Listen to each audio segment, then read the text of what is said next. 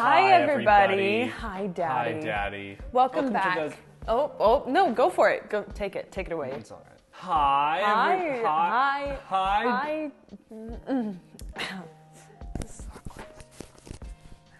No, Ryan, you can't just leave the production like this. Hi, everybody. Welcome to the Sam and Ryan Sam and Ryan channel. My name is Sam. My name is Ryan. And today we are reacting to your assumptions about us. Assuming makes a soup out of you and me. We put a little question box on our individual Instagrams asking for your assumptions about us. Sure did. What you think we're like. I don't need to explain what assumptions are. Yeah. So let's jump into it. We both have a lot. This is going to be really fun, and we're going to tell you if you're right, wrong, or somewhere in between. Yeah, I mean, for the most part, I felt like devastatingly seen. It felt like my therapist was talking to me. Yeah. I don't know how I feel. I always feel that I'm giving this sort of like censored version of myself through social media, that it's not all me because I need to retain some sense of myself for just me. But then everyone's like, I know exactly who you are. I felt very seen. So let's get into them. Do you want to go first? Okay. Go for it. First assumption, always had A's in school. True. Graduated from that mother super with a 3.95. For you. That's that magna cum laude. My parents still have the medal somewhere. That's cute. Yeah, I never played sports as a child, nor did I excel in anything other than singing and being smart, so like medals were a big deal for me. Me now? Yep, that's how this works. I go, then you go. Unless we just do all my assumptions right away and then you do then all everyone yours. clicks out of the video. I was just going to say, like, and then we could see the metrics and be like, ooh. No. You have to have your nails done 24/7. Yes. Also, can we take a second real quick? Look at my nails. Look at my nails, guys. And her nails look at them. They're phantom. Aren't they cute? Are they not pink and green? No. Oh. But nice little plug for your song. Yeah, it could have been. So you're right, and thankfully I'm really good at doing my own nails because otherwise this would cost me a fortune. And it's actually funny because the reason I'm like this, it stems from my middle school crush complimenting my nails one day, and then to get him to notice me, I did bomb nails like every night so that he would compliment me the next day, and it worked. Yeah? I mean, he complimented them. Y'all dated? No. No. You never So got yours? No. But now you're 21, have a hot boyfriend, and still have nice nails. I still have nice nails. So it all worked out for you. What's he doing now? He's on American Idol right now, actually. You're kidding. No. He's on American Idol. So we're both doing well, I guess. I wonder if he tells this story from his side. But now I have sicky nails all the time. Next assumption about me, that I'm easily irritated. Yeah. You reacted to that too fast. Sorry. Okay. I am. This is something that I talk about in therapy a lot, so I'm working on it. I have like a really bad temper, and that's my dad's fault because he has one too. But B, and I think it's mostly this, I have a really intense justice complex. So if I perceive something as unjust, that irritates me. I get irritated in the way that like itchy clothes are irritating. It's like I can't get it off me. It really bothers me, and I have a hard time like resetting. You are a genuinely happy and upbeat person. But when you hit a low point, you get super low.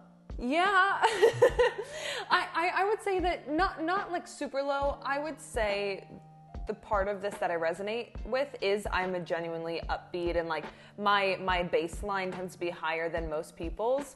But I tend to try to push through or ignore stress a lot to the point where it all just does kind of catch up with me, and I have a moment where I'm just like, I just start crying, and because you ask if I'm okay, and it just like all hits. Yeah, but even when that happens, it lasts for like 15 minutes.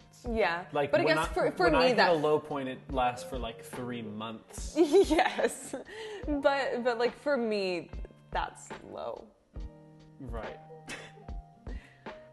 For me, that's Tuesday. Next assumption about me, you're high a lot of the time. Stoned right now. No, I'm kidding. But like, if we were shooting this a year ago, that would probably be the case. I used to have like a drug problem. Yeah. Like, I used to like all day, every day, constantly. And you know what? It was really unhealthy, and I don't want to go back to that time, but God, I had a lot of fun. You know, in sort of the like, oh, like alcoholic or like druggy or like, you know, raver, like in those categories where you sort of put people based on their chemical consumption, like I would fall into stoner for sure. But I haven't in a while. No. You are shy in most situations. No. I'm a pretty extroverted person. Sometimes I get nervous in my head and I'm like, okay, just gotta push through, but then I push through in situations. And I'm not a very shy person. So you're wrong. Here's an assumption that I don't really know how to field this one. You are really serious. Nope. It's not about your opinion. Sorry. I don't care about your assumption, Miss Samantha. I'm going to take this one if you don't mind. I think that I'm like a coin. Like, I really kind of only have two sides. I am either like incredibly goofy or very serious. I think that I'm a very logistical person. I love discourse, I love debate, I love, you know, hashing out the issue, having the serious talks. Like, that's definitely a way that I like get close to people, is like, let's talk about like your theories of the universe. Let's talk about like your worst childhood trauma. Like, here's mine, I'll start. But then I'm also like dressing up as Elsa, and one of my most prized works of art is my Animal Crossing island. So like I'm kind of only those two things. Yeah, you are such a goofball. Yeah. It is funny. I think it's just situational. But it's interesting that like this assumption comes from social media, probably, because like I think a lot of my social media is quite serious, because either I'm talking about social issues, which I'm very serious about, or I'm promoting my art, which I take very seriously. Yeah. So it makes sense that this assumption comes from. I wish that we could spend some time together and you would get to know me, but I doubt that's going to happen. You weren't ever super close with old members of High Five. It was more of just work friends. This is like 50-50.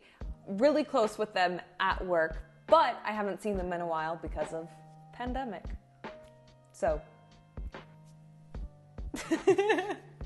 Okay, here's my next one. You're going to laugh at this. Oh gosh. You can't eat spicy food. So this is a problem. You're right and you're wrong. I love spicy food, but I can't tolerate it. So I'll give you my favorite example. This is a precious tradition at our house. Sometimes we'll order Buffalo Wild Wings and I'll get the mango habanero because I love it. I love how it tastes. I love how spicy it is, but I can't handle it. And so I'll literally have my buffalo wings here, a big old thing of ranch here, and then just like a bowl of ice cubes. And so I'll take the wing and I'll dip it in ranch and I'll eat it and I'll be like, oh my God, that's delicious. And then I'll start sweating and drooling and snotting, and then I'll put an ice cube in my mouth until the spice goes away, and then I'll have another wing. I love spicy food, I just can't do it. So like, what's a guy to do? Bring me a bowl of ice. This is one where I felt way too seen. I feel like you randomly become a neat freak, but at the same time can just exist in a big mess. Yes. So messy. Yeah, but I've considered myself like a clean person because I will randomly fixate on tidying things up, or just I'll fixate on a certain space and I'll get like, oh my gosh, I need to like clean this now, or oh, I need to vacuum the entire apartment, but like not clean anything else. Yeah. Like I'll get very randomly irritated and have to clean. But at the same time, there's a pile of clothes on my bed. That's so crazy. I don't know. And like, wow. How did you think that? What of my social media or presence like gave that off? I wish I was that perceptive, because I thought that you were super clean, and then you moved in and I was like, oh my God, my house is messy all the time. We're working on it. Well, at least you vacuum. Okay, here's my next one. I think you're full of energy all the time. Not true at all. I have really bad depression, and the way that it manifests, like the number one symptom of my depression is just like I want to sleep. Like half of the time I am just fighting the urge to take a nap. I get very energetic with things that energize me. I'm very easily excitable. I'm extraordinarily passionate. And so I think, especially when I'm on the internet, I have an audience, I'm promoting something I'm excited about, I'm talking about something I'm passionate about, I think that energy really comes out. And I think I love that side of me, and I like to display that side of me. But no, I'm quite naturally lethargic. I assume that you don't like posting pictures showing a lot of skin. I actually do if I feel good. What I don't like is creeps on the internet. Like it's hard for me to block that out sometimes. And so it's not like I actively avoid it, but there are times where I'm like, I just want to post like a bomb soup pic in this like cute showy top, but I know that people are either going to call me like a hooler or be really creepy about it. Tits. Yeah. And it's just like, I want to exist in the middle ground. And so sometimes I'm just like, I'm just going to do it, and I just won't look at the comments. But it's so weird. I just never understand that. Like, I completely understand that that's something that you go through. I can't empathize. I've never been a woman, but like, I have been a man. Yeah. And I'm sexual. I do sexy things. I have sexy thoughts. And sometimes I'll see a bomb picture of someone looking bomb, and I'll be like, ooh, they look bomb. Yeah. But I think that in my head, and then I move on. I'm not like, ooh, babe, you look so... Like, I don't tell them I think that. I hold it in the silence of my heart and mind. And it's like, what I want is I want to post like bomb pictures of myself where I'm looking really cute in a great outfit, and I feel really confident and just like, But the audience that I want to see that is like the girls, the gays, and the theys. Yes. Like, I want them to be like, yes, like, you look great. Like, where'd you get that top? Like, that's what I want my audience to be. Well, also, but like, I can't find it. So it's like, I mean, I don't know. Maybe I just need to start feeling more confident and just like going for it and posting pictures that I want to post. But. Well, I also, and now we're going on a total tangent. But I don't want straight men to feel like they can't be complimentary if someone looks good. But there's it's so easy if one of your friends looks bomb to just be like, okay. Exactly. You don't have to be like, nice body, great tits. Yeah. Ooh, that top is looking fine on you. Ooh, this is hitting different. I'm feeling all types of ways. Like, you don't have to dress them down. You can just how about a clap emoji? How about the fire emoji? Yeah, exactly. Leave it at that. And I do have a lot of like straight guys that are just like, you look beautiful. And it's like, thank you. Even that's kind of creepy to me though. Oh, really? I don't know, because it sounds boyfriendy to me. Even if it's like a straight woman or a gay man commenting on my post, like, yeah, I don't want them to be like, oh, you look so beautiful, like, oh, gorgeous. Like, even that feels a little intimate. I want you to call me those things. Sure. Like, just, yes, that's what I want from you. Yeah. That's all I want from you. Okay, this person's assumption was, you seem really hardworking and possibly very organized. I'm very hardworking and I'm very organized, but I'm organized in a way that only makes sense to me. I've heard it referred to as controlled chaos, that like, I think if you were to like open up the hard drive on my computer or open up the drawer in my desk, you wouldn't be able to find anything. But the way that I have organized it, the way that I have filed it, I know where everything is. Even like, we have like, you know, everyone sort of has like that drawer in their house where just all the junk goes. We also have like a cupboard in our hallway where just like all the junk goes. But like, even that is organized. Like, it doesn't make sense that like the spare towels, a compartment we got from a branding deal 2 years ago, and the Frisbee all go in that cabinet, but it does make sense to me. Like, it's organized. It's not... It's not like logical? Yeah, it's not logical, but it's organized. You went to LA to pursue acting, but when you got your job at Hi Fi Studios, you didn't want to act anymore. Interesting assumption, because kind of.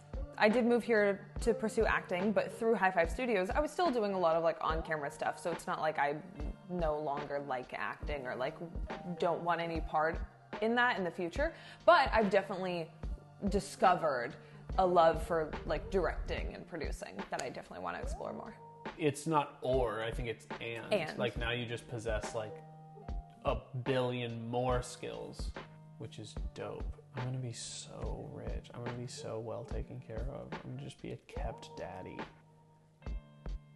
This person's assumption was that I struggled with my sexuality a lot. I feel very fortunate to say this, and I don't want to trivialize anyone who has had a very different experience because I know that it's very hard for a lot of people, but I never really struggled. I struggled with being constantly slurred at by people in my high school, and I still struggle with that to this day just because I think no matter what the language is, if language is used against you violently, it hurts. I thought that I was gay, like my my sophomore year of high school. And I struggled with that, but I think the reason that I struggled with it was because I was under the assumption that I had to just like be in a category. And after like 6 months of like kissing boys and asking questions, I was just kind of like, I can kiss whoever I want, I can sleep with whoever I want, I can date whoever I want. It doesn't matter what I am, it doesn't matter what they are. Like if I'm attracted to them and if they make me feel good, like that's what matters to me. And so from that point on, that has been my sexuality, and I've never struggled with that. And anytime anyone asks me, I'm just like, I don't know, and I don't care, and you certainly don't need to know for me to exist. Exactly. Like, so, my sexuality right now is Samantha. I know that it's so complicated for so many people. That's not what I'm saying. I'm just saying, for me, it's actually it's more simple than labels. LGBTQIAS. Samantha. I'm Samantha sexual. You felt nervous to tell your family that you were dating someone much older. I do air quotes because 6 years doesn't feel like much older to me. No, not at all. Everyone in my family was like, I mean, I guess I can't fully speak for them, but everyone in my family, or like the friends that I talked to, were like, yeah, seems right. Yeah. Makes sense. So no, I really wasn't nervous about it. Here's another one. Grew up way too fast. Absolutely true. I think a combination of working professionally since I was 8 and getting diagnosed with a chronic illness that I had to take care of at 6, I feel like I never really had a childhood. Yeah, so a happy, fun one. I'm fine. You're happy Matthias canceled Totally Trendy. Yeah. These are my thinking fingers. I think... I hate that. I don't know why. Thinking fingers sounds so... I feel so invaded. Sorry. Yeah, I guess. Obviously, at the time, it was a scary transition. And again, a lot of people think that Matthias just came into my office and was like, it's over. You're done. That's not what happened. It was actually a conversation between Matthias and I where he was offering me a new position on his vlog channel. And I communicated to him, I don't want to do Totally Trendy anymore. So the stars aligned and it all worked out. But yeah, I'm so much more fulfilled in what I'm doing now, and doing Totally Trendy was a great learning experience, but it was so stressful. Also, don't you think that like thinking hands would be better than thinking fingers? Sure. Thinking fingers? I don't know where it came from. I don't know, the inking-inger, like... Inking-ingers. Thinking fingers linger. Yeah, thinking fingers linger near the... All right. You really appreciate your alone time. I love you over here, like, telegraphing the answer. Sorry, I don't know why. I don't know if I'm doing it either. I'm eager to look at the footage and be like, am I over here like... I'm an active listener. I know. I do really appreciate my alone time. And actually, this is something that I've, like, as terrible as COVID has been, like, I feel like I've learned more about Ryan, forced to be alone with him all the time in this past year than maybe I ever have. I've always thought of myself as an extrovert because of what we talked about earlier, that like I am pretty low energy most of the time, and the thing that I thrive on in terms of having a big energy hit is like an audience.